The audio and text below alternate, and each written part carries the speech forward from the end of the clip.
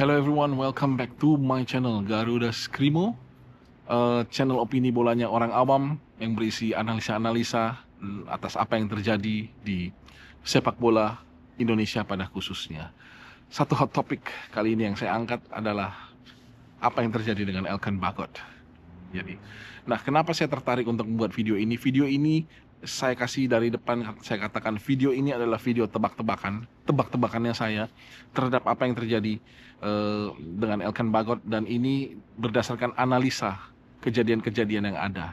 Jadi saya cukup tergelitik dengan apa yang disampaikan oleh Bung Harpa, ya, salah satu teman saya juga, Bung Harpa, yang memberikan kronologis sedikit banyak bagaimana bukan terjadinya proses Elkan Bagot sampai Elkan pun tidak juga dipanggil atau termasuk dalam daftar pemain Garuda Calling yang terakhir ini. Nah, satu hal yang saya lihat adalah, saya yakin semuanya itu bermula karena di Piala Asia 2023 yang dimainkan di tahun 2024 Januari, ya, itu Elkan masih bermain full sampai Indonesia tersingkir terakhir melawan Australia, ya, ketika Indonesia kalah 4-0, ya. Lalu setelah itu Elkan tidak bermain, dan Elkan pertama tidak dipanggil untuk Piala Asia U23. Saya pun kurang mengerti alasannya, apakah karena memang lebih konsentrasi di klub, namun dia tidak dipanggil. Nah, bisa jadi Elkan memang tidak bisa memenuhi panggilan saat itu untuk ke kejuaraan Asia U23 dari awal turnamen, ya. Karena saya tahu Elkan itu sangat dibutuhkan di lini belakang untuk berduet dengan Rizky Ridho saat itu, ya, Rizky Ridho. Sehingga yang ada itu ada Muhammad Ferrari dan Rizky Ridho dan Justin Hubner, 3 orang ini yang bermain akhirnya. Nah, kemudian Elkan tidak bisa memperkuat dari awal kejuaraan Asia U23. Kemudian sampailah Indonesia harus mengikuti playoff. Disinilah yang menjadi puncak dari konflik yang terasa, ya, yang terasa karena masing-masing tidak berani mengatakan bahwa itu sebuah konflik semua. Jadi Sintayong meminta, karena musim Elkan di klub sudah selesai, Sintayong minta Elkan untuk bergabung ke tim U23 di Paris untuk playoff pra Olimpiade, ya, melawan Gini. Nah, disitulah puncaknya. Saat itu memang Elkan mungkin merasa bahwa dia sudah men-setup semua liburannya atau apapun. Jadi yang menjadi alasan adalah karena tinggal satu pertandingan dan Elkan ingin lebih berkonsentrasi untuk mungkin memulihkan fisiknya, dia menolak karena dia sudah mengatur liburan ke Maldives. Sehingga Sintayong pun sangat-sangat tidak terima. Ya, saya juga berpikir dalam sisi ini, keputusan saat itu memang haknya Elkan, tapi sangat disayangkan karena saya pikir pemain nasional manapun, apalagi jika sudah satu step menuju Olimpiade, umumnya akan sangat ingin memperkuat timnas untuk mempertaruhkan segalanya di satu pertandingan terakhir ini. Tapi kita sendiri tidak tahu apa yang terjadi dengan Elkan. Alasan terakhirnya adalah Elkan sudah men-set liburan bersama keluarganya dan pacarnya, kekasihnya. Jadi Sintayong pun tidak menerima sikap Elkan, terjadilah konflik. Nah, di luar itu yang perlu kita sadari, Sintayong memang punya visi membawa Indonesia menuju Olimpiade. Tapi visi itu bukan hanya di Sintayong, visi itu ada di PSSI atau federasi. Nah, saya pikir dengan sikap, ini pemikiran saya, ya, saya tidak bisa mengatakan ini benar. Ini semuanya mengira-ngira berdasarkan kronologis yang di-share oleh Bung Harpa. Ini analisa saya yang lebih dalam. Jadi PSSI pun sangat tidak senang dengan sikap Elkan Bagot. Dan kemungkinan besar ada pasti komunikasi tertentu antara Elkan dengan PSSI. Sehingga kalau kita lihat konflik itu sebenarnya bukan hanya dengan Sintayong yang tidak suka, sehingga Sintayong tidak pernah memanggil lagi, tapi juga dengan PSSI secara federasi. Karena saya pikir visi besar menginginkan timnas Indonesia ke Olimpiade itu sudah pasti juga dimiliki oleh PSSI, lebih lagi daripada seorang Sintayong. PSSI pun pasti sangat tidak terima keputusan Elkan saat itu. Waktu terus berjalanlah, ya. Jadi konflik itu bukan hanya dengan Sintayong, tapi juga dengan PSSI. Itu hasil analisa saya. Saya tekankan lagi di sini, itu hasil analisa saya. Disclaimer dulu. Nah, kemudian waktu berjalan, tidak dipanggillah Elkan ke timnas ketika kita memasuki akhir-akhir perjuangan ronde 2 pra Piala Dunia, kualifikasi pra Piala Dunia. Kemudian masuk ke ronde 3, Elkan pun tidak dipanggil karena konfliknya yang kita tahu itu dengan PSSI. Ya, yang kita tahu adalah dengan PSSI, tapi bukan yang kita tahu adalah dengan Sintayong, tapi tidak dengan PSSI. Tapi kenyataannya saya yakin ini adalah konflik dengan PSSI. Hingga akhirnya terus berjalan, hingga Sintayong 5 Januari kalau tidak salah diganti, dipecat dan langsung diumumkan minggu berikutnya Patrick Kluivert. Ya, nah Patrick Kluivert Maret Garuda Calling tidak memanggil, dikeluarkanlah pernyataan resmi, alasannya adalah Elkan ingin berkonsentrasi di klub karena sedang baru kembali dari cedera, ingin mengembalikan kondisinya, ingin mengembalikan formnya di klub. Semua orang bisa menerima itu, masuk akal, betul. Tapi seperti yang saya bilang lagi, jika Elkan dipanggil, saya pikir pemain profesional manapun sangat menginginkan untuk memperkuat negaranya. Apalagi Elkan sudah nggak mungkin memperkuat negara lain, gitu loh. Tidak mungkin memperkuat Thailand lagi. Secara peraturan dia sudah tidak mungkin, sudah forget it. Secara peraturan FIFA dia hanya bisa memperkuat Indonesia karena dia sudah 14 kali, walaupun usianya masih di bawah 21 tahun. Ya, berbeda dengan Jairo. Jairo bermain untuk Belanda hanya 1 kali, usianya masih di bawah 21 tahun. Dan itulah yang membedakan sedikit kenapa Jairo sempat diangkat-angkat. Tapi kalau Elkan sudah tidak mungkin lagi bermain untuk negara lain. Jadi sangat aneh sebenarnya. Kalau setidaknya dia datang ya dan memenuhi panggilan, misalnya dia dipanggil, datang memenuhi panggilan, kemudian berlatih bersama walaupun belum fit 100%.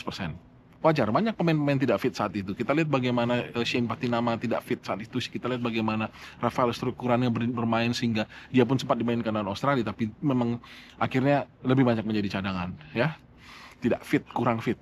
Nah, Mace Hilgers juga saat itu datang tetap, kemudian yang kita tahu dia cedera dan dia harus pulang lebih cepat. Jadi sangat lucu sebenarnya, tapi kita mencoba menghargai rilis resmi yang mengatakan Elkan ingin berkonsentrasi di klub. Nah, kemudian sampailah ke Garuda Calling untuk bulan Juni ini yang muncul sekitar minggu lalu. Nah, sebenarnya tadinya kita sudah berharap ya, karena yang kita tahu Elkan sudah hadir di Bali, sepertinya tetap menikmati liburan sambil menjaga kondisi sedikit supaya tidak kehilangan touch terlalu banyak segala macam, dan memang sudah mendarah daging. Kita lihat bagaimana dia bermain bola di hotel gitu ya, dengan santai ya, permainan santai. Nah, ketika Garuda Calling keluar, nama Elkan tidak ada. Apa yang terjadi? Banyak netizen mempertanyakan nasionalisme Elkan. Ya, saya sih mengerti, karena apa? Memang nasionalisme Elkan perlu kita pertanyakan ketika dia menolak panggilan untuk playoff menghadapi Gini. Ada banyak faktor, apapun alasannya, saya pikir pemain sepak bola manapun akan ingin gila-gilaan memperjuangkan dirinya dan timnya tampil di Olimpiade. Karena jika Indonesia bisa lolos ke Olimpiade, pasti Elkan akan ikut juga bisa bermain. Nah, kedua, banyak yang terjadi adalah banyak pertanyaan yang mengatakan Elkan tuh masih saja ingin berkonsentrasi di klub. Nah, ini adalah sebuah hal yang memang lucu, sampai akhirnya banyak para pengamat juga mengungkapkan ada keanehan di balik ini.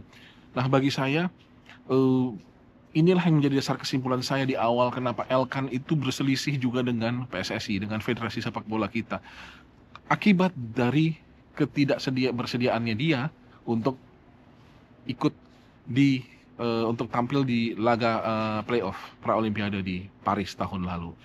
Jadi karena kita tahu lah ini visi yang sangat besar, saya pikir sebagai pengurus juga akan marah, gendeng ya, kecewa segala macam lah. Tapi yang saya perhatikan adalah begini, Elkan sudah dikunjungi juga dengan beberapa pelatih timnas, seperti ada foto yang beredar di sosmed. Tapi kenapa akhirnya Elkan tidak masuk dalam itu? Ada sebuah tebak-tebakan kecurigaan saya adalah Patrick Kluivert menginginkan Elkan, sehingga Elkan sudah ada di Bali. Elkan sudah dalam mode standby untuk langsung bergabung. Karena begini, Ini musim panas saat ini di Europe. Memang banyak tempat liburan di Europe, tapi jikapun Elkan suka tropis, banyak tempat-tempat di Timur Tengah, misalnya di Dubai atau di mana, ataupun di Maldives seperti dia biasanya pergi, dan mungkin Bali salah satunya, yang memang tempat tropis. Kenapa Elkan harus jauh-jauh dan seperti kurang kerjaan memilih Bali ketika dia tahu bahwa timnas juga orang sudah tahu bahwa timnas itu semua orang sudah tahu, termasuk dia. Timnas akan TC di Bali. Dan kenapa dia harus memilih liburan ke Bali jika memang dia tidak bersedia dipanggil? Jika dia tidak bersedia ikutkan dalam Garuda Calling ini dan lebih berkonsentrasi di klub. Itu sebuah pertanyaan besar yang kita pertanyakan sama-sama. Apakah Elkan kurang kerjaan harus memilih Bali sebagai lokasi liburannya yang akan menimbulkan, sudah pasti dia tahu akan menimbulkan friksi untuk pemanggilan Garuda Calling kali ini jika dia tidak bersedia memenuhi panggilan. Jadi yang menjadi analisa tebak-tebakan saya adalah Patrick Kluivert menginginkan Elkan Bagot, namun federasi kemungkinan besar belum menyetujui.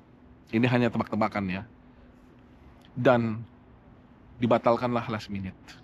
Harusnya Elkan masuk ke dalam Garuda Calling, tapi karena masalah konflik ini belum selesai, Elkan tidak masuk di Garuda Calling kali ini.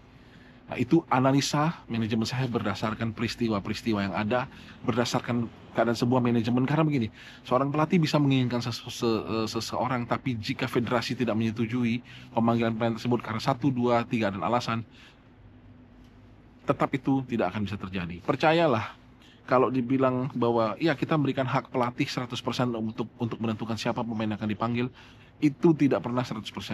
Approval harus datang. Approval harus datang karena apa? Sesudah dia memberikan nama-nama pemain yang akan dipanggil, manajer akan naik, manajer menyetujui, dan kemudian ada proses badan tim nasional dan segala macam yang juga harus menyetujui. Karena apa? Karena memang jika pelatih bisa menentukan 100%, ya pelatih aja jadi ketua PSSI.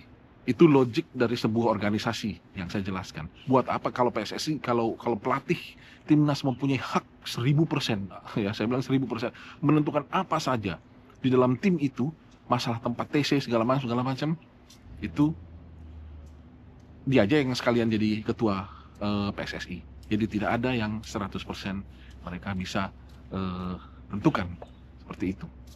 Gitu loh. Nah, inilah sebuah analisa manajemen ya yang saya simpulkan berdasarkan apa yang sedang terjadi saat ini. Apakah kesimpulan saya atau tebak-tebakan saya atau analisa saya benar? Hanya Elkan Bagot, PSSI, dan mungkin Patrick Kluivert juga yang bisa memberikan klarifikasi yang sebenarnya. Tapi saya pikir klarifikasi dengan sebenarnya apa yang telah terjadi itu harus datang dari Elkan Bagot. Ya, buat apa capek-capek liburan ke Bali yang sudah pasti-pasti orang akan menghubungkan dia terus dengan timnas kalau dia belum ingin ke timnas. Karena sudah jelas-jelas Bali akan menjadi tempat TC. Kita pertanyakan sama-sama, apakah Elkan kurang kerjaan? Apa yang sedang terjadi dengan Elkan Bagot dan tim nasional? Mari kita tuliskan di bawah ini kalau kalian punya pendapat atau punya perkiraan atau punya ya tadi tebak-tebakan yang menurut kalian apa yang sedang terjadi. Terima kasih sudah menonton video ini. Saya berharap analisa ini bisa membuat kita bersama-sama lebih dalam mengerti bahwa proses sebuah peristiwa, proses sebuah kejadian, dan juga proses apa yang mempengaruhi hal-hal itu seperti situasi organisasi, kebiasaan organisasi seperti PSSI dan segala macam. Dan sebagai apa? Seperti yang tadi saya bilang, pelatih tidak mungkin punya 100% hak. Itu tidak ada.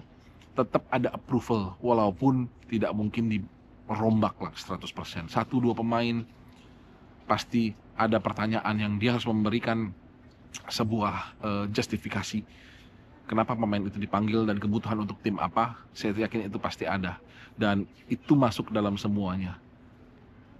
Itulah yang kita harus mengerti saat ini. So, pertanyaan saya kembali, apakah Elkan Bagot kurang kerjaan harus liburan di Bali ketika Garuda Calling semuanya akan mengarah ke sana?